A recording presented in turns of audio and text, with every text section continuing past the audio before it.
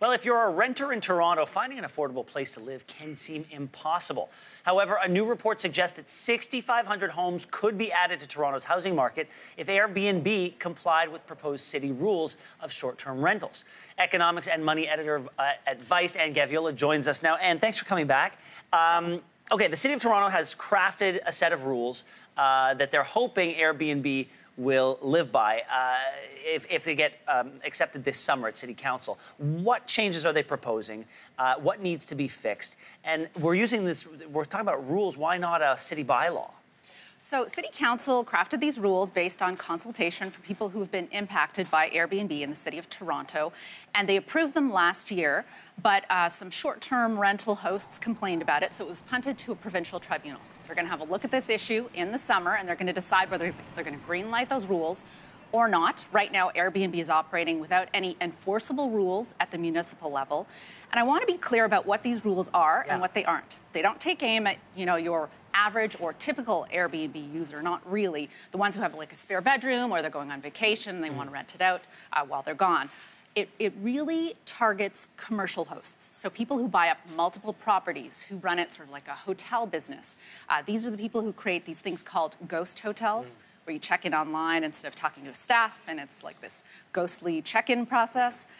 Those are the kinds of hosts that these rules seek to, limit and constrain. People have sort of professionalized this Airbnb. Yeah. Okay. It's run commercially, sort of like a hotel, and they may not be the majority of hosts on Airbnb, but they're the category that is growing the most. And in terms of who's making the money, it is them. They pull in 75% of the revenue.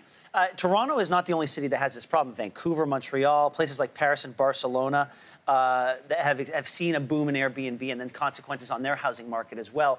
Is there a solution? Is there a best practices model out there that these cities should be looking at? That's right, and San Francisco too, and what all these cities have in common is they're very attractive to tourists. Is there one single best model? So it seems to be when Airbnb and the municipality get together, or the province or the state, and there's some data sharing. That seems to be a common element. But I have also spoken with Airbnb, and what they say is, we just need clarity. Tell us what the rules are, and we're willing to play ball. But we'll find a way to operate in whatever regulatory framework you put us in. Just tell us what it is. Okay. And so the City of Toronto took the unusual step of saying, hey, Airbnb, this hasn't been green-lighted by the province, but why don't you voluntarily comply by these rules? Airbnb it was well within its rights. It said, no, this is a democratic process. We're going to wait to see what happens this summer. You recently wrote a piece for Vice. It's called How Airbnb is Squeezing Toronto's Housing Market. Now, you say Airbnb is partly to blame, but not the only cause. So what are some other issues that are leading to this housing crisis in cities like Toronto? It's kind of like a perfect storm. So Airbnb didn't create this. It didn't start the fire, but it's adding fuel to the fire, according to experts that I spoke with. So we have one of the tightest rental markets in the country. It is tougher to come across a rental right now than it has been on average for the last 10 years. So this is a market that's really squeezed. And any way you slice it, having a whole bunch, so thousands of homes taken out of the mix for short-term rentals rather than long-term rentals for people who live and work in the city.